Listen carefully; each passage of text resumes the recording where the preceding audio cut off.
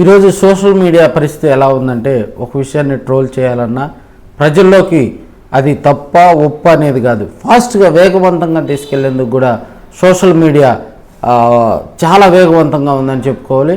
అయితే ఈ social media వల్ల కొంత మంచి జరుగుతుంటే కొంత ఫేక్ కూడా అదే విధంగా కూడా ప్రయాణం చేస్తూ ప్రజలకు ఇబ్బందికర పరిస్థితులు అయితే తీసుకొస్తుందని చెప్పుకోవాలి.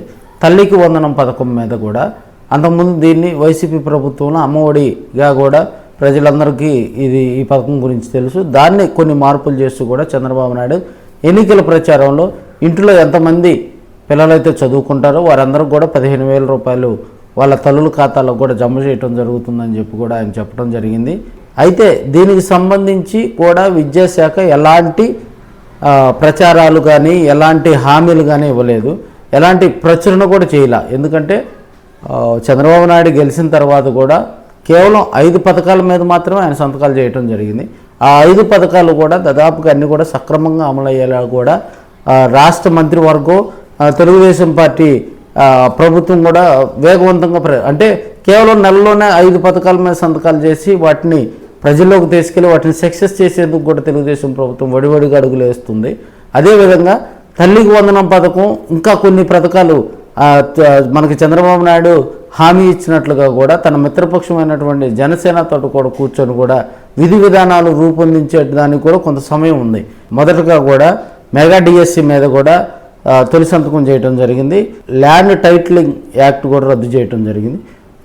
మూడవది కూడా వృద్ధులకు, వితంతువులకు, వికలాంగులకు వీరందరూ కూడా పెన్షన్ పెంపు మీద కూడా ఆయన సంతకం చేయడం జరిగింది.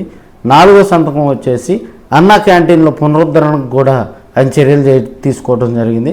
5వ సంతకం వచ్చేసి కూడా స్కిల్ డెవలప్మెంట్ చేసేందుకు కూడా ఎక్కడైతే నిరుద్యోగ యువత ఎక్కువ మంది ఉన్నారో వాళ్ళని టార్గెట్ చేస్తూ వాళ్ళకి స్కిల్ డెవలప్మెంట్ నేర్పించే విధంగా కూడా చంద్రబాబు నాయుడు దానికి కార్యరూపణ చేసి దానికి పథకం రూపొందించేలా కూడా చర్యలు తీసుకోవడం జరిగింది.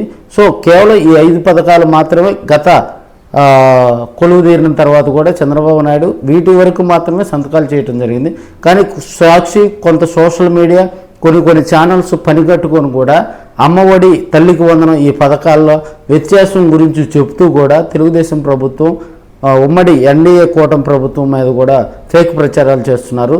విద్యాశాఖ దీని మీద ఒక ప్రకటన కూడా చేసింది. ఇంతవరకు విద్యాశాఖ నుంచి ఎలాంటి రూల్స్ కానీ ఎలాంటి ఒక కార్యాచరణ కూడా బయటికి రాలేదు. సో ఇలాంటి ఫేక్ ప్రచారాలు నమ్మద్దు.